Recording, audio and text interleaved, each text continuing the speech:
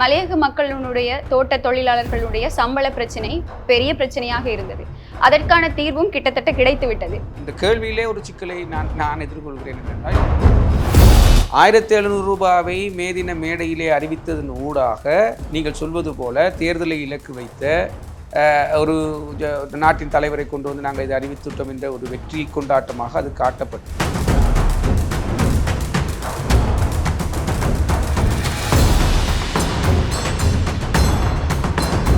அதாவது மே தினத்திலே வர்த்தமானி வந்ததுடன் பாட்சோறு பட்டாசு, பிறகு அதை ஒரு தோட்டத்தில் கொடுத்தவுடன் பாட்சோறும் பட்டாசு, பிறகு நீதிமன்றம் முதலாளி சம்மேளனத்தின் மனுவை ஏற்க முடியாது என்று சொல்லப்பட்ட போது பாட்சோறும்.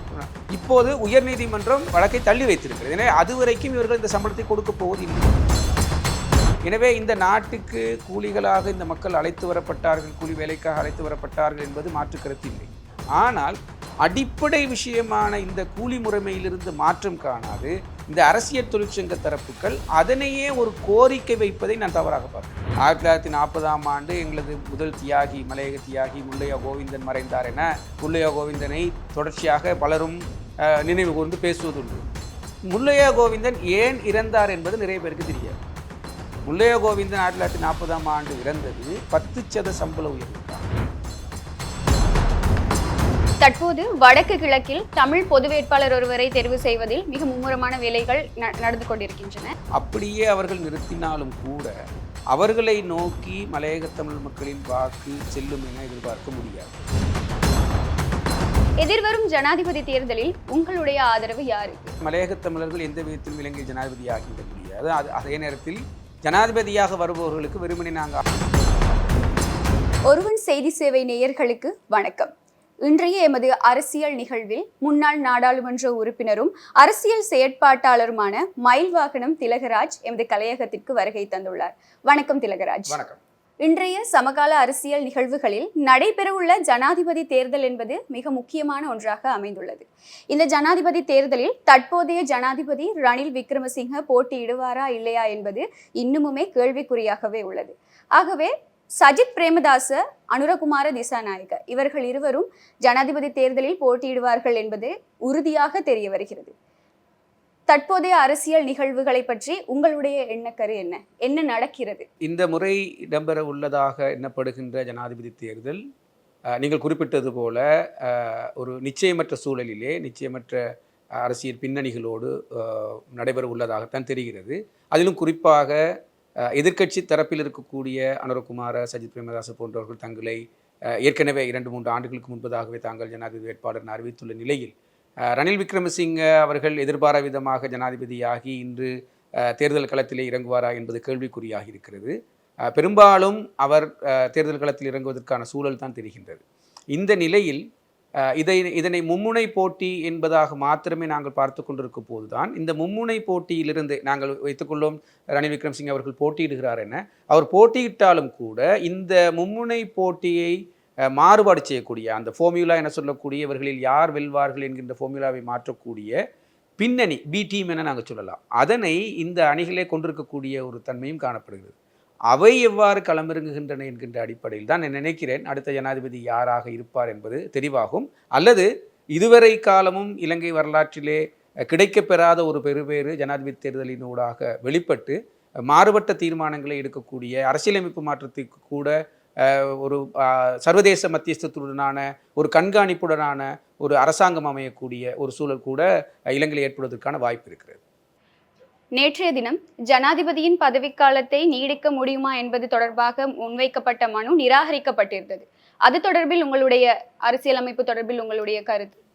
இல்லை, இது போன்ற முயற்சிகள் எல்லாமே ஒரு விதமான அட்டெம்ப்ட் என சொல்வார்கள். இதை இந்த சூழலை மாற்றியமைக்கக்கூடிய விதத்திலே ஏற்கொள்ளப்படுகின்ற முயற்சிகள் தான். இது யாருக்கும் தெரியாத விஷயங்கள் அல்ல. இதன் ஊடாக அரசியலமைப்பில் குறித்துரைக்கப்பட்ட அரசியலமைப்பில் உள்ள சரத்துக்களோ அல்லது விஷயங்களோ எப்போதுமே பேசுபொருளாகுவதில்லை. உதாரணமாக எடுத்துக்கொள்ளும் வந்தால் ரணில் விக்ரமசிங்க ஜனாதிபதி ஆவாரா என்பது அதற்கான தெரிவு அல்லது அதற்கான வாய்ப்பு அரசியலமைப்பிலே இருக்கிறதா என்பது இப்படியான ஒரு சரத்து இருக்கிறது என்பது கூட அப்படியான ஒரு சூழலில் தான் வெளிப்பட்டது. அதில் இதுவா அதுவா என்றெல்லாம் அப்போது தான் நாங்கள் ஆழமாக பார்த்தோம். அதுபோல ஏற்பட்டிருக்கக்கூடிய சூழலில் அரசியல் அமைப்பினை பரீட்சித்து பார்க்கும், அதில் உள்ளவற்றை மீளவும் எவ்வாறெல்லாம் பொருட்கொடர் செய்து கொள்ளலாம் என்பதற்கான ஒரு முயற்சியாகவும் இத்தகைய முயற்சி எடுக்கப்படுகிறது. நேற்றைய தினத்திலே நீதிமன்றத்திலே அதற்கு எதிராக வைக்கப்பட்ட வாதங்கள் எல்லாமே அரசியலமைப்பில் இதற்கான ஏற்பாடுகள் எதுவுமே இல்லை. அடிப்படையாக சொல்ல போனால் இது ஒரு மனித உரிமை மீறலே அல்ல, அந்த அடிப்படையிலேயே இந்த வழக்கு தொடர முடியாது என்பதாக தீர்மானிக்கப்பட்டிருக்கிறது. எனவே நான் சொன்னது போல ஒரு ஒற்றுமுழுதான ஒரு புதிய சூழல் என்னை பொறுத்த வரைக்கும் நீண்ட காலமாக இலங்கை அரசியல் வரலாற்றில் உரையாடப்பட்டு கொண்டிருக்கிற புதிய அரசியலமைப்பு ஒன்றுக்கான தேவையை இந்த சூழல் உருவாக்குகிறதுன்னு நினைக்கிறேன்.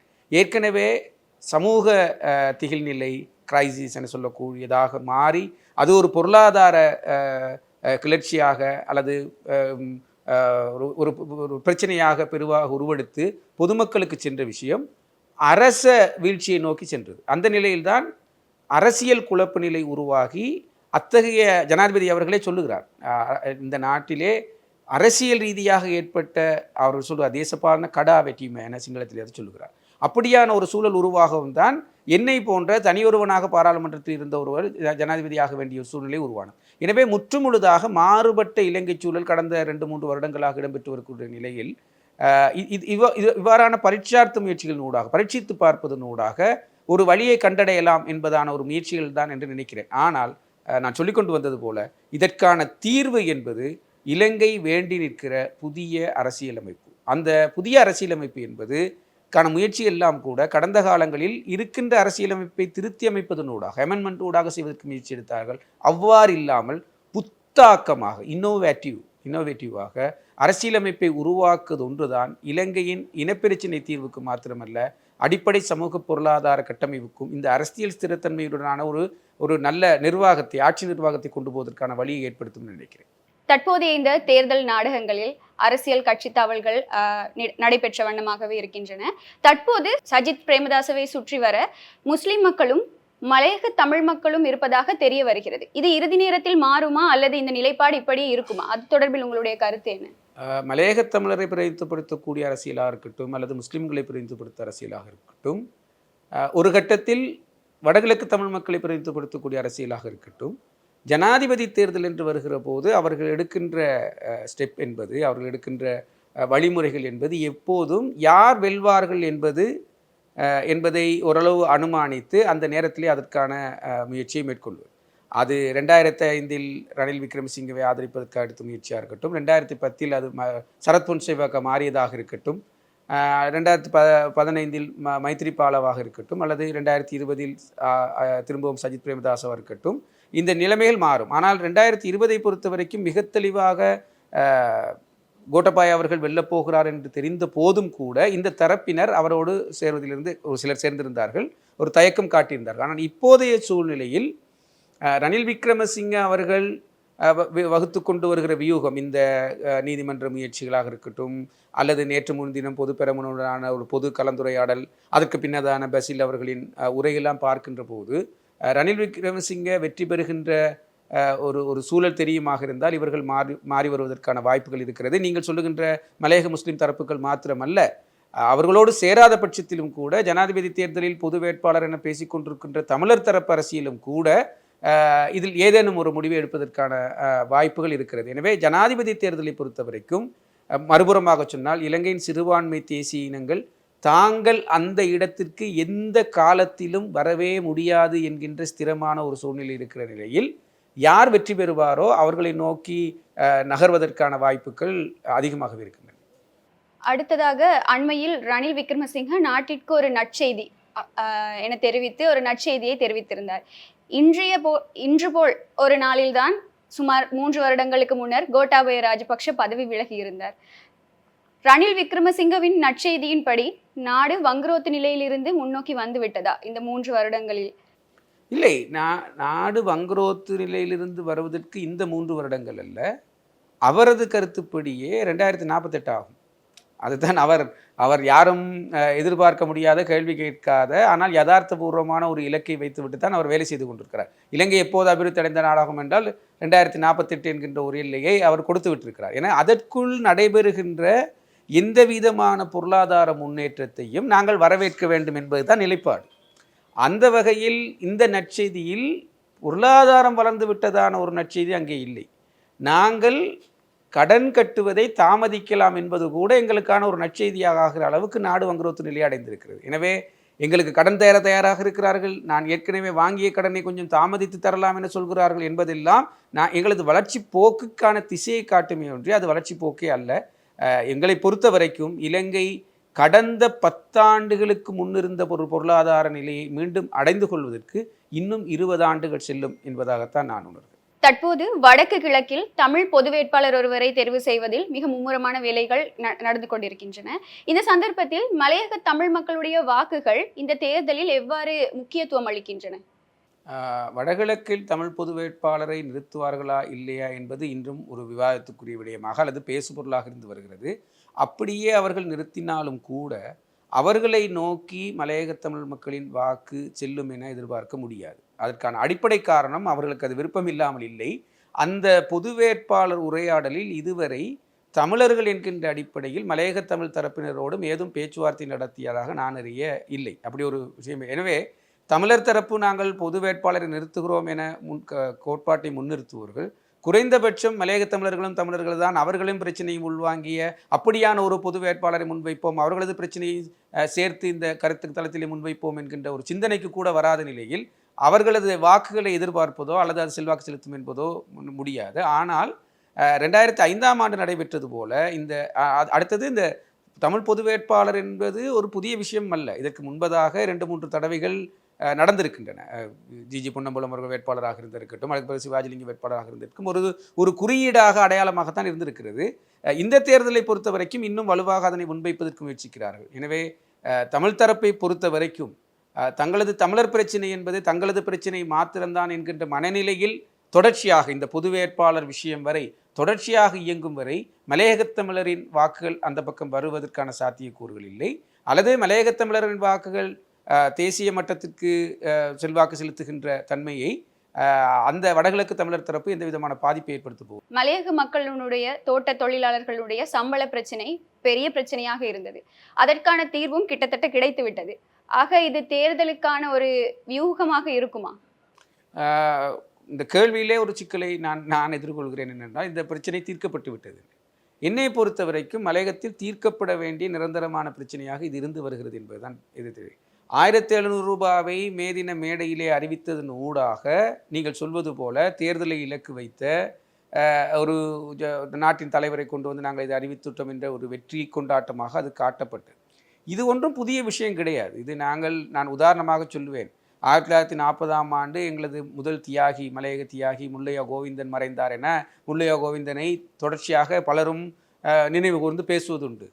முல்லையா கோவிந்தன் ஏன் இறந்தார் என்பது நிறைய பேருக்கு தெரியாது.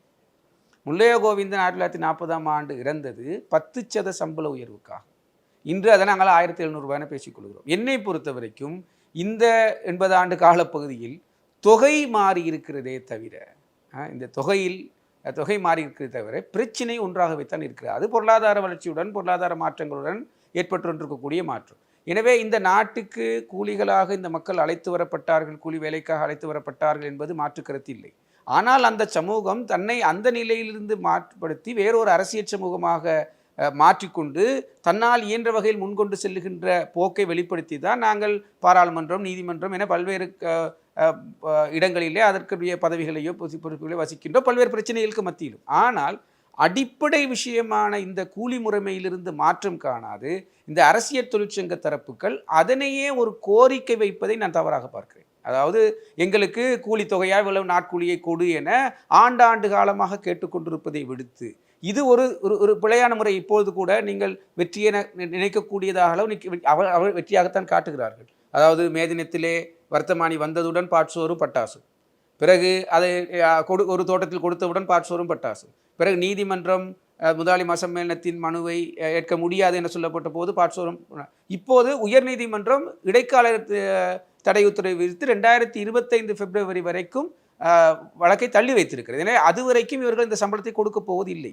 இது ஒரு ஏற்பாடு மாத்திரம்தான். இப்போது வீதியில் இறங்கி போராடுகிறோம் என போராட்டத்தை ஆரம்பிக்கிறார்கள். எனவே இந்த போராட்டத்தில் ஈடுபடுபவர்கள் மக்கள். எனவே இவர்கள் ஒரு கூலிக்காக மாத்திரமே போராடி கொண்டிருக்க செய்வது என்பது அவர்களை வேறு திசை நோக்கி சிந்திக்காமல் விடுவதற்கான ஒரு ஏற்பாடும் கூட. எங்களை பொறுத்த வரைக்கும் முதலில் கம்பெனிக்காரர்கள் கொடுக்கிறார்களா, அரசாங்கம் இதற்கான ஏற்பாடு செய்கிறதா என்பதற்கெல்லாம் அப்பால் முதலில் இந்த கூலி கோரிக்கையை தொழிற்சங்கங்களும் அரசியல் தலைவர்களும் அரசியல் கட்சிகளும் கைவிட வேண்டும். கூலிக்கு அப்பாலான ஒரு முறைமை இந்த நாட்டிலே இதே துறையிலே, இதே பெருந்தோட்ட தேயிலை ரப்பர் துறையிலே இருக்கிறது. அந்த நடைமுறை தென்னிலங்கை பகுதியிலே சிறுதோட்ட உடைமையாக இருக்கும்போது ஏன் இவர்களுக்கு சிறுதோட்ட உடைமை என்கின்ற கோரிக்கையை பொது கோரிக்கையாக வைக்க முடியாது? அதை வைத்து ஏன் அரசாங்கத்தோடு பேச்சுவார்த்தை நடத்த முடியாது? அதற்கு ஏன் வர்த்தமானிக்கு செல்ல முடியாது என்கின்ற சிந்தனை முதல் அவசியம். அதனை நோக்கிய செயற்பாட்டை தான் எங்களை போன்றவர்கள் நாங்கள் தொடர்ச்சியாக முன்வைத்து வருகிறோம். நிறைய விடயங்கள், நிறைய கருத்துக்கள். இறுதியாக உங்களிடம் ஒரு கேள்வி. நீங்கள் முன்னாள் நாடாளுமன்ற உறுப்பினர், சுயாதீனமாக அரசியல் செயற்பாடுகளில் ஈடுபட்டு வரக்கூடிய ஒரு அரசியல் செயற்பாட்டாளர். எதிர்வரும் ஜனாதிபதி தேர்தலில் உங்களுடைய ஆதரவு யாருக்கு? ஏற்கனவே சொன்னது போல மலையக தமிழர்கள் எந்த விதத்திலும் இலங்கை ஜனாதிபதி ஆகிவிட முடியாது. அதே நேரத்தில் ஜனாதிபதியாக வருபவர்களுக்கு வெறுமனே நாங்கள் ஆதரவு என்கின்ற நிலையில் நிற்கவும் முடியாது. அதற்கப்பால் எங்களிடம் ஒரு கொள்கை திட்டம் இருக்கிறது. நான் சொன்னது போல சில அந்த அடிப்படையான கொள்கை, எங்களுக்கு பிரச்சனைகள் 1000 இருக்கின்றன. அதில் அடிப்படையான சில விஷயங்களை முன்வைத்து ஜனாதிபதி வேட்பாளராக வரக்கூடிய யாரிடமும் அந்த கொள்கை கோட்பாடுகளை என்ன செய்ய வேண்டும் என்கின்ற வேலை திட்டத்தை முன்வைத்து அதற்கு இணங்கக்கூடியவர்களோடு இணங்கி செல்ல தயார். அதில் பிரதானமாக நாங்கள் முன்வைத்து இருப்பது சிறுதோட்ட உடைமையாளர், தென்பகுதி மக்களைப் போல இவர்களும் சிறுதோட்ட உடைமையாளர்கள் ஆக்கப்பட வேண்டும். இவர்கள் தேசிய இனமாக அங்கீகரித்து இலங்கை மலையக தமிழர்கள் என்கின்ற அடையாளத்தை ஏற்றுக்கொள்ள வேண்டும். இவர்களை முழுமையான இலங்கை பிரஜையாக ஏற்றுக்கொள்வதற்கான அடிப்படை வசதிகளை அரச நிர்வாகத்தினூடாக பெற்றுக் கொடுப்பதற்கு இணங்க வேண்டும். இந்த 3 பிரதான, இதற்குள் விரிவாக செல்லலாம். இதனை 3 பிரதான கோரிக்கைகளாக வைத்து நாங்கள் ஆவணத்தை தயாரித்திருக்கிறோம். ஜனாதிபதி தேர்தல் வேட்பாளர்கள் அறிவிப்பின் போது அந்த குறிப்பிட்ட வேட்பாளர்களுக்கு இதனை கையளித்து அதற்கு அவர்கள் வழங்குகின்ற உறுதிமொழிப்பாட்டின் அடிப்படையில் அவர்களுக்கு அந்த ஆதரவை பெற்றுக் கொடுப்பதென தீர்மானிக்கும். இலங்கை நாட்டு மக்களாக நாம் அனைவரும் எதிர்காண உள்ள ஜனாதிபதி தேர்தல் தொடர்பில் பல்வேறு கருத்துக்கள், பல்வேறு எண்ணக்கருக்கள் பற்றி இன்றைய நிகழ்ச்சியில் நாம் உரையாடியிருந்தோம். நன்றி உங்களுடைய வருகைக்காக. நன்றி. இன்றைய இந்த கலந்துரையாடலில் நிறைய விடயங்கள் பற்றி பேசியிருந்தோம். மற்றும் ஒரு நிகழ்ச்சியில் மீண்டும் உங்களை சந்திக்க வருவோம். அதுவரையில் உங்களிடமிருந்து விடைபெறும் நான் கனுஷியா. நன்றி.